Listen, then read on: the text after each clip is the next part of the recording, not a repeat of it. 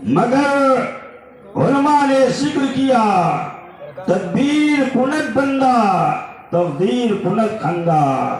بندہ اپنی تدبیریں کیا کرتا ہے کہ ایسے کروں گا تو یہ ہو جائے گا، یہ کروں گا تو یہ ہو جائے گا، مگر تقدیر مسکراتی رہتی ہے، گویا زبان حال سے کہتی ہے میرے بندے تقدیر تو کچھ بھی کر لے، ہونا وہی ہے جو میری مرضی ہے، ہونا وہی ہے جو رب کی مرضی ہے. دونوں شاہزادے رات بھر چلتے رہے قادسیہ کے راستے پر، لیکن جب صبح کی سفیدی نمودار ہوئی تو دونوں شاہزادوں نے اپنے آپ کو دیکھا کہ اسی مقام پر ہیں جہاں سے روانہ ہوئے تھے. پاؤں میں چھالے پڑ چکے ہیں، غریب الوطنی بھی ستا رہی ہے، بظاہر کوئی سہارا بھی نہیں ہے. سوچے اولاد والے اپنے سینے پہ ہاتھ رکھ کے کہ اس وقت ان شاہزادوں پر کیا گزری ہوگی. حقیقت تو یہ ہے کہ انہی کی شایان شان تھی جو اہل بیت نبی نے اسے برداشت کیا ہے. شاہزادوں نے نماز فجر ادا کی، قریب میں پانی کا چشمہ تھا، وضو کر کے نماز فجر ادا کی. اللہ رے احترام شریعت نماز سے فارغ ہوئے تو پھر خیال آیا اب کیا کیا جائے، کہیں ایسا نہ ہو ابن زیاد کے سپاہی پھر مجھے گرفتار کر لے. خوف دامن گیر تھا، نگاہ اٹھائی تو دیکھا اسی پانی کے تالاب کے کنارے ایک بڑا درخت ہے جو نیچے سے کھوکھلا ہے. دونوں شاہزادے آپس میں مشورہ کر کے اسی درخت کے کھوکھلے میں جا کر بیٹھ گئے. اللہ اکبر، کیسی آزمائش ہے اہل بیت نبی کے. خیال یہ تھا کہ دن بھر یہیں پہ چھپ کر بیٹھے رہیں، جب اندھیرا ہوگا تو سفر پھر آگے کریں گے. ابھی شاہزادے بیٹھے ہی تھے، تھوڑی ہی دیر گزری تھی کہ ایک حبشی کنیز جو محب اہل بیت بھی تھی وہ آئی پانی بھرنے کے لیے اسی تالاب سے. تو اس نے دیکھا کہ تالاب میں دو ہونہار صورتیں نظر آ رہی ہیں، جو چاند کا ٹکڑا نظر آ رہا ہے حسن و جمال کا پیکر ہے. وہ کنیز قریب آئی، دونوں شاہزادوں کو دیکھا، بھرتے محبت سے کہا اے شاہزادو، مجھے ایسا معلوم ہوتا ہے کہ امام مسلم کے یتیم شاہزادے ہو تم. باپ کا نام سننا تھا، بچے بلک کر رونے لگے اور کہا ہاں میں امام مسلم کا یتیم شاہزادہ ہوں، ہم یتیم شاہزادے ہیں امام مسلم کے. وہ کنیز کہتی ہے شاہزادوں پریشان نہ ہو، ہم ابن سعد کی طرف سے نہیں آئے، ہمارے دل میں اہل بیت نبی کی محبت ہے، اور جس گھر کی میں خادمہ ہوں، جس گھر کی میں خادمہ ہوں وہ خاتون محترم بھی محب اہل بیت ہیں. چلو ہمارے ساتھ چلو، میں تمہیں ان کے پاس لے چلتی ہوں، یقیناً وہ تمہاری خدمت گزاری کریں گی، حالات بہتر ہوں گے تمہیں مدینۃ الرسول پہنچا دیا جائے گا. شاہزادے اس کنیز کے ساتھ چل پڑے. وہ کنیز اپنے مالکین کے یہاں لے کر آئی اور بتایا کہ یہ اہل بیت نبی کے چشم و چراغ ہیں، یہ چمنستان مصطفیٰ کے پھول ہیں، حضرت امام مسلم کے شاہزادے ہیں. جیسے ہی اس مالکن نے سنا، آگے بڑھ کر فرط محبت سے ان کے قدم کو چوم لیا، سر پر دست شفقت رکھا، مکان کے اندر لے گئی. دن بھر ان کی خدمت کرتی رہی، انہیں تسلی دیتی رہی. لیکن اس کا شوہر جس کا نام حارث تھا یہ بڑا ظالم اور مکار تھا، نہایت خبیث طبیعت کا انسان تھا. ابن زیاد کا یہ ملازم تھا، لیکن اس عورت کو یہ نہیں معلوم تھا کہ میرے شوہر کے دل میں اہل بیت نبی کی اتنی دشمنی ہے. دن بھر خاطر و مدارات کرتی رہی. رات کا وقت آیا، خاموشی سے ایک محفوظ کمرے میں سلا دیا کہ شاہزادوں یہیں پہ آرام کرو. دل میں خیال یہ بھی تھا کہیں میرا شوہر ابن سعد کا درباری ہے، اگر اس نے ان شاہزادوں پر ظلم کیا تو پھر میرا معاملہ کیا ہوگا؟ اس خیال سے بچوں کو سلا دیا، دونوں شاہزادے سو گئے۔ ادھر حارث رات کے وقت قریب 11-12 کے آس پاس آدھی رات کے وقت یہ گھر پہنچا تو اس کی بیوی نے کہا، اے میرے شوہر تو کہاں تھا؟ بہت پریشان نظر آ رہا ہے۔ کہتا ہے، اے میری شریک حیات، ابن سعد نے اعلان کیا ہے کہ جو شخص امام مسلم کے شاہزادوں کو گرفتار کر کے لائے گا اسے شاہی خزانے سے مالا مال کر دیا جائے گا۔ انہی شاہزادوں کی تلاش میں میں دن بھر رہا، اتنا گھوڑا دوڑایا کہ میرا گھوڑا بھی تھک کر اپنی جان دے دیا، مجھے پیدل چلنا پڑا، لیکن کوئی بات نہیں، کل پھر میں ان کی تلاش میں نکلوں گا۔ اگر میں نے انہیں پا لیا تو گویا یہ سمجھو کہ میری زندگی بہت سکون سے گزرے گی، ابن سعد سے اتنا انعام و اکرام ملے گا۔ عورت نے کہا، اے حارث، وہ کتنے ظالم لوگ ہیں جو اہل بیت نبی کی دشمنی کر رہے ہیں اور ان شاہزادوں کو تلاش کر رہے ہیں۔ کل قیامت کے دن وہ اللہ کے حبیب کی بارگاہ میں کون سا منہ لے کر جائیں گے؟ ان کے نانا جان کے دامن میں شفاعت کی بھیک ملنی ہے، کون سا منہ لے کے میدان محشر میں وہ اللہ کے حبیب کی بارگاہ میں جائیں گے؟ حارث پر بدبختی سوار تھی، کہتا ہے نصیحت کرنے کی ضرورت نہیں ہے، نفع و نقصان میں خود جانتا ہوں، لا مجھے کھانا کھلا۔ عورت نے کھانا پیش کیا، کھانا کھا کر یہ سو گیا، دن بھر کا تھکا ہوا تھا، فوراً نیند آ گئی۔ شاہزادے اپنے کمرے میں سو رہے ہیں، اچانک بڑا بھائی بیدار ہوا اور چھوٹے بھائی کو جگایا، اے میرے بھائی اٹھو، اب ہمارے سونے کا وقت نہیں ہے، اب ہماری بھی شہادت کا وقت قریب آ گیا ہے۔ ابھی ابھی میں نے دیکھا، گویا ابھی میں نے دیکھا کہ جنت کا باغات سجے ہوئے ہیں، اللہ کے پیارے حبیب نانا جان منبر پر جلوہ فرما ہے، حضرت علی مرتضیٰ بھی ہیں، حضرت امام مسلم والد محترم بھی ہیں، حضرت حسن مصطفیٰ بھی ہیں اور صحابہ کرام جلوہ فرما ہے۔ اچانک اللہ کے حبیب نے والد محترم سے فرمایا، اے شاہزادے مسلم، تم تو آ گئے ہو، میرے شاہزادوں کو کن درندوں کے درمیان چھوڑ آئے ہو؟ تو والد محترم نے بڑے ادب سے عرض کیا، نانا جان ان قریب وہ بھی آنے والے ہیں، صبح تک آپ کی بارگاہ میں قدم بوسی کریں گے، تو ایسا کیا صبح ہمیں شہید کر دیا جائے گا؟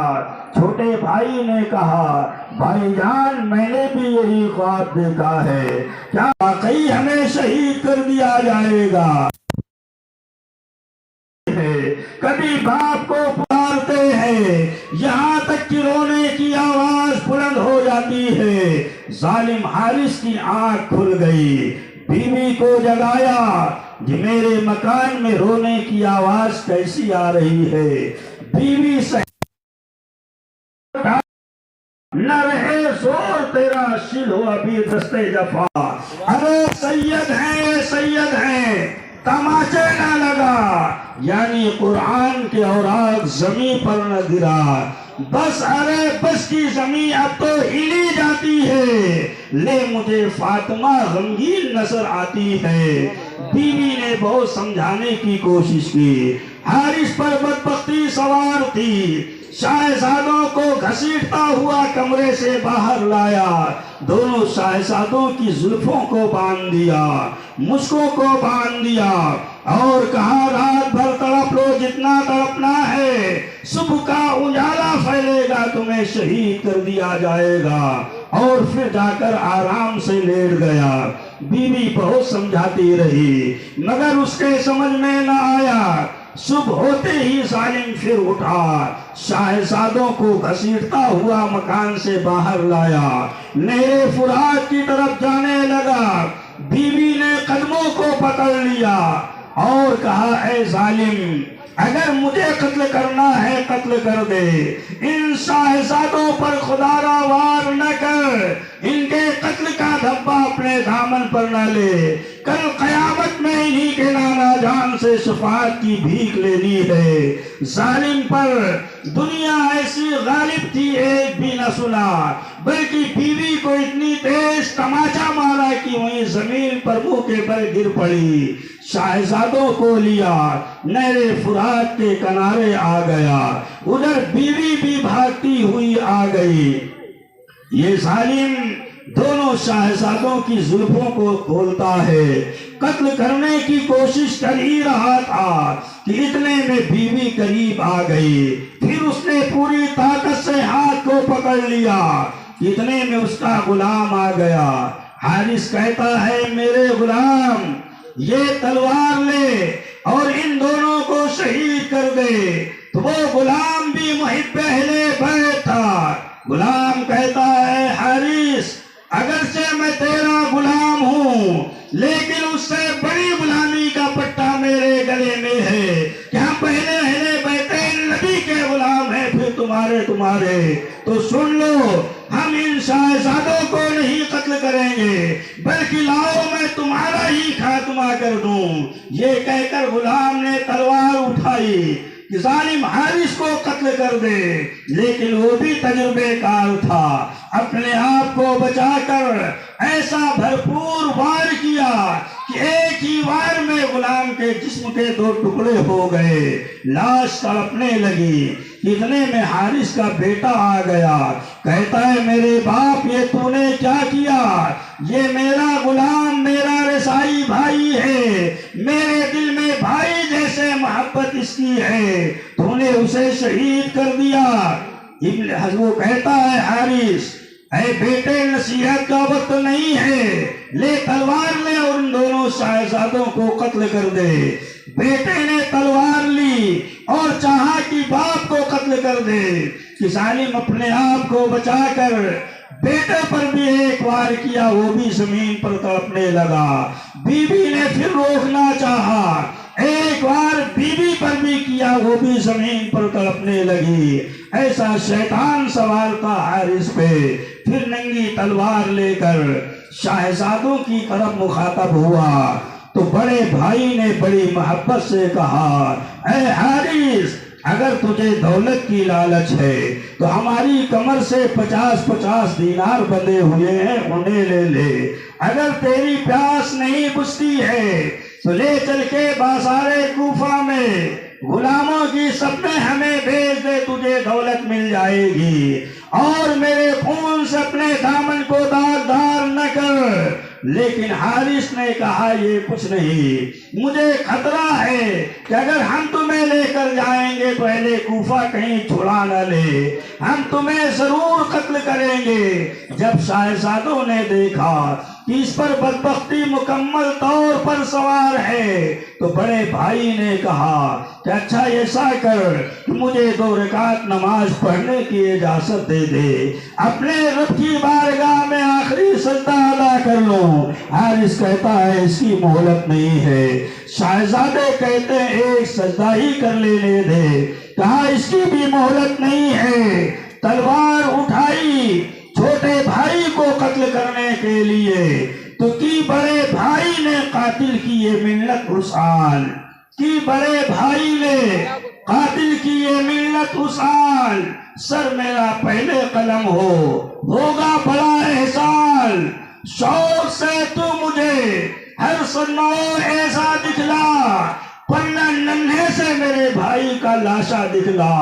اے حارث اگر قتل ہی کرنا چاہتا ہے تو پہلے میں بڑا ہوں، مجھے قتل کر دے، میرے آنکھوں میں وہ تاب نہیں ہے کہ میں اپنے مظلوم بھائی کے سر کو تڑپتا ہوا دیکھوں، جسم کو تڑپتا ہوا دیکھوں، پہلے مجھے قتل کر۔ چھوٹا چھوٹا بھائی آگے بڑھتا ہے، اے ظالم اگر قتل کرنا ہے پہلے مجھے قتل کر دے، پہلے مجھے شہید کر دے، ورنہ میرے بھائی کی شہادت کے بعد میرا سہارا بظاہر کون ہوگا؟ اس ظالم نے تلوار اٹھائی اور ایک ہی وار میں بڑے شہزادے حضرت ابراہیم کو شہید کر دیا۔ انا للہ و انا الیہ راجعون۔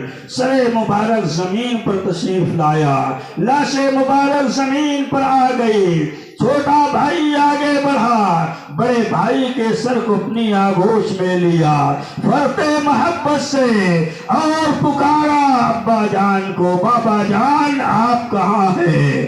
والد محترم آپ کہاں ہیں؟ اب بظاہر میرا سہارا کون ہے؟ کتنے میں ظالم نے تلوار اٹھائی، چھوٹے شہزادے حضرت محمد کو بھی شہید کر دیا۔ انا للہ و انا الیہ راجعون۔ دونوں شہزادوں کو شہید کرنے کے بعد لاش کو وہیں دریائے فرات میں ڈال دیا۔ علماء نے بیان کیا کہ لاش کو الگ الگ ڈالا اس ظالم نے، لیکن جیسے ہی دریائے فرات میں لاش آئی، دونوں بھائی کا جسم ایک دوسرے سے مل گیا اور باہوں میں باہیں ڈال دی اور دریائے فرات کے نیچے روپوش ہو گئے، پانی میں روپوش ہو گئے۔ اللہ اکبر! کیسے ان شہزادوں کی آزمائش کا معاملہ ہے۔ ادھر یہ ظالم حارث دونوں شہزادوں کے سر کو ایک توبرے میں رکھتا ہے اور بڑی خوشی کے عالم میں کہ آج تو میں نے بہت بڑا کارنامہ انجام دیا ہے، وہ لے کر چلا ابن سعد کی دربار میں بڑی خوشی سے کہ آج تو انعام و اکرام ملے گا، آج تو نوازشیں ہوں گی، آج تو دولت ملے گی۔ مگر تاریخ بتاتی ہے کہ جب یہ ظالم ابن سعد کے دربار میں پہنچا، ابن سعد کہتا ہے کہ حارث یہ کیا معاملہ ہے؟ کہتا ہے آپ کے دشمنوں کا سر کاٹ کر لایا ہوں۔ ابن سعد نے کہا ادھر لاؤ، اسے ملاحظہ تو کیا جائے، دیکھا تو جائے میرے دشمن کون ہیں۔ تاریخ کہتی ہے جب دونوں شہزادوں کے سر کو ابن سعد کے سامنے پیش کیا گیا اور چہرے سے کپڑے کو ہٹایا گیا تو چہرے پاک کی نورانیت کا عالم یہ تھا، اس کی تابانی یہ تھی، کشش یہ تھی کہ ابن سعد جیسا ظالم بھی رو پڑا اور کہتا ہے حارث کس گلشن کا تو نے، کس گلشن کے اور کہتا ہے اے حارث کس چمنستان کرم کے پھولوں کو تم نے شہید کیا ہے، یہ نبی کی حال ہے، کس گلشن کو تو نے اجاڑا ہے، تجھے شرم نہیں آئی ان پر تلوار چلاتے ہوئے؟ ان کے چہرے کو تو دے، ان کی مظلومیت کو تو دے، ان کی نورانیت کو تو دے، ظالم تو نے کیوں قتل کیا؟ ابن سعد سے کہتا ہے حارث کہ میں نے انعام و اکرام کی لالچ میں قتل کیا ہے۔ ابن سعد نے کہا اے ظالم، میں نے یزید کو خط بھیج دیا ہے کہ اگر تو چاہے کہے تو شہزادوں کو زندہ بھیج دے، اگر کہے تو شہید کر کے ان کا سر بھیج دے، اگر یزید نے زندہ طلب کر لیا تو میرے پاس جواب کیا ہوگا؟ تو نے انہیں زندہ کیوں نہیں لایا؟ حارث کہتا ہے مجھے خوف تھا کہ کہیں اہل کوفہ ہم سے چھڑا نہ لے اور ہم انعام و اکرام سے محروم ہو جائیں۔ ابن سعد نے کہا ہے ظالم، اگر یہ معاملہ تھا تو مجھے اطلاع دے دیتا، اپنے سپاہیوں کے ذریعے میں یہاں منگوا لیتا، تو نے انہیں قتل کیوں کیا؟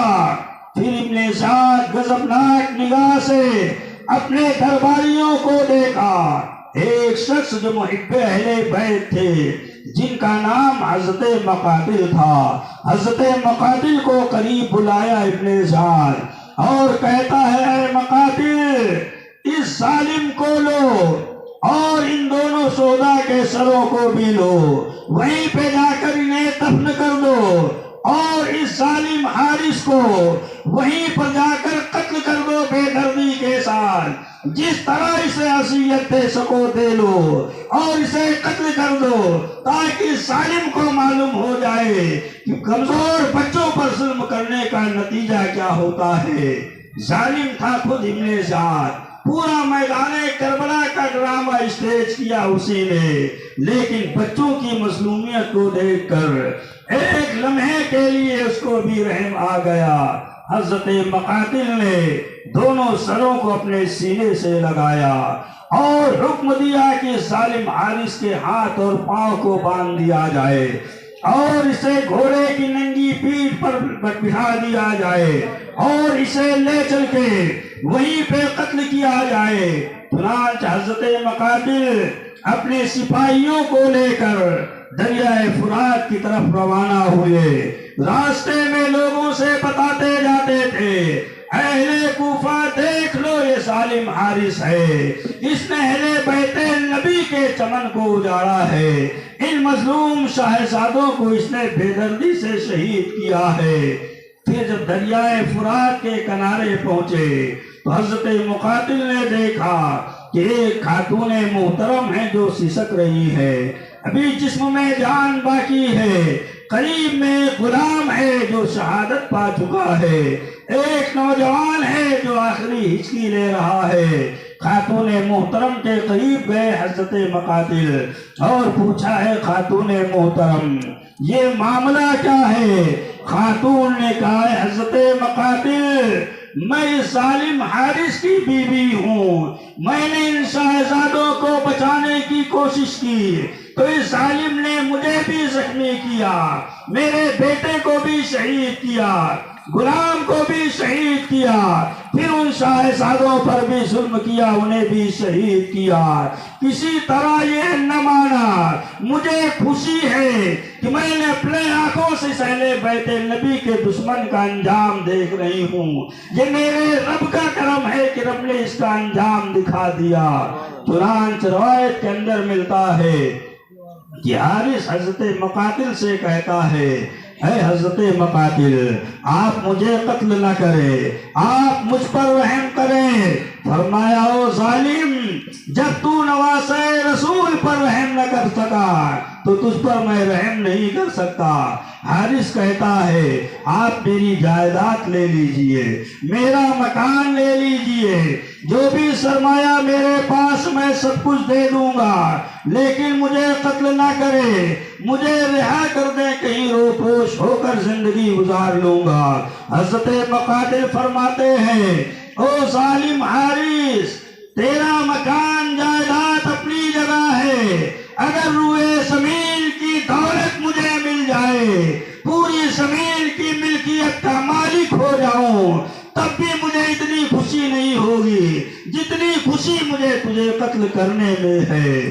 اور پھر حضرت مقاتل نے حکم دیا اپنے جانبازوں کو کہ پہلے اس ظالم کے دونوں ہاتھ کاٹے جائیں، جن ہاتھوں سے اس نے تلوار اٹھائی اہل بیت نبی پر ہاتھ کاٹ دیا گیا۔ پھر آپ نے دونوں پاؤں کٹوائے، پھر کان کٹوائے، آنکھیں نکلوائی اور پھر پیٹ کو چاک کیا اور اس کے تمام اعضاء کو پیٹ میں رکھ کر رسی سے باندھ کر دریائے فرات میں ڈالا۔ تاریخ کہتی ہے کہ جیسے ہی دریائے فرات میں لاش کو ڈالا گیا، دریائے فرات میں ایک موج اٹھی اور لاش کو اٹھا کر باہر کر دیا۔ حضرت مقاتل نے دوسری مرتبہ کیا وہی معاملہ، تیسری مرتبہ کیا، دریا کی موج نے لاش کو پھر باہر پھینک دیا۔ حضرت مقاتل نے حکم دیا کہ دریا اس کے لاش کو قبول نہیں کر رہی ہے، گڑھا کھودو اور اسی کھڈے میں اسے دفن کر دو۔ ہلکا چھوٹا سا گڑھا کھودا گیا، اسی گڑھے میں اس کی لاش کو رکھی گئی۔ اتنے میں جیسے ہی لاش کو زمین پر رکھا، اس کی قبر میں رکھا، زمین پہ زلزلہ آیا، لاش کو نکال کر باہر پھینک دیا۔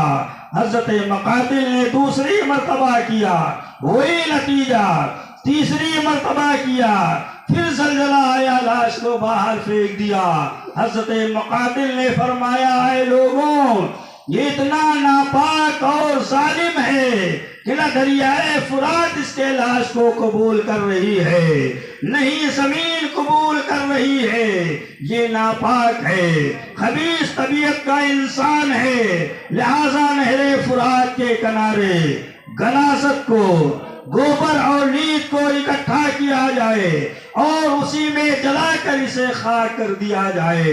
نتیجہ یہی نکلا کہ دریائے فرات کے کنارے جو گندگیاں تھی، گوبر اور لید وغیرہ، اسے جمع کر کے اس ظالم کی لاش کو جلا دیا گیا۔ نہ خدا ہی ملا، نہ وصال صنم، نہ ادھر کا ہوا نہ ادھر کا ہوا۔ یہ ہے دنیا چاہنے والوں کا انجام کہ نہ دنیا ہی ہاتھ آتی ہے نہ آخرت کا معاملہ۔ غرض یہ کہ اب شاہزادوں کی کرامت دیکھے۔ قرآن کہتا ہے وَلَا تَقُولُوا لِمَنْ يُقْتَلُ فِي سَبِيلِ اللَّهِ أَمْوَاتٌ، وہ لوگ جو اللہ کی راہ میں قتل کیے جائیں انہیں مردان نہ کہو، بل احیاء ولیکن لا تشعرون، بلکہ وہ زندہ ہیں، تمہیں ان کی زندگی کا شعور نہیں۔ قرآن شہادت دے رہا ہے۔ علماء نے ذکر کیا، علامہ ابو اسحاق اسفرائینی نے اپنی کتاب میں نقل فرمایا کہ جب حضرت مقاتل دریائے فرات کے کنارے وہاں پر پہنچے جہاں شاہزادوں کو قتل کیا گیا تھا، خون کے دھبے نظر آ رہے تھے کہ اتنے میں دونوں لاشیں مبارک، دونوں شاہزادوں کی جو دریائے فرات کی تہ میں روپوش ہو گئی تھی، شاہزادوں کی کرامت کی خود بخود لاش اوپر آ گئی۔ دونوں بغل سے ملے ہوئے تھے، دونوں شاہزادے بغل گیر تھے۔ حضرت مقاتل اس ظالم کو قتل کرنے کے بعد دونوں لاشیں مبارک کو دریائے فرات سے باہر نکالتے ہیں۔ لاشیں مبارک کا دونوں ہے، لیکن سر مبارک کے بارے میں آپ کو تشویش ہے کہ کون سا سر کس جسم کا ہے، کیونکہ بظاہر آپ نے کبھی دیکھا نہیں تھا۔ دونوں سر مبارک کو دستے مبارک میں لیے ہوئے اور دونوں لاشوں کے قریب کیا۔ تاریخ کہتی ہے کہ شاہزادوں کی کرامت یہ کہ جو سر جس جسم کا تھا خود بخود آگے بڑھا اور اپنے جسم سے لگ گیا۔ وَلَا تَقُولُوا لِمَنْ يُقْتَلُ فِي سَبِيلِ اللَّهِ أَمْوَاتٌ، جو اللہ کی راہ میں قتل کیے جائیں انہیں مردہ نہ کہو۔ پھر حضرت مقاتل نے وہیں پہ دونوں شاہزادوں کو نہر فرات کے کنارے دونوں شاہزادوں کو دفن فرمایا اور پھر خوبصورت گنبد بنایا گیا۔ آج بھی دونوں شاہزادوں کے آستانے مرجع خلائق ہیں کہ لوگ جاتے ہیں، اپنی حاجتیں مانگتے ہیں، وہ نوازے جاتے ہیں۔ یہ ہے شاہزادوں کا مقام۔ ننھی عمر میں شہادت پائی ہے نبی کے دین کے لیے، اسلام کے لیے، تو اللہ نے مقام اتنا بلند فرما دیا کہ آج بھی دنیا ان کی چوکھٹ کو بوسہ دے رہی ہے۔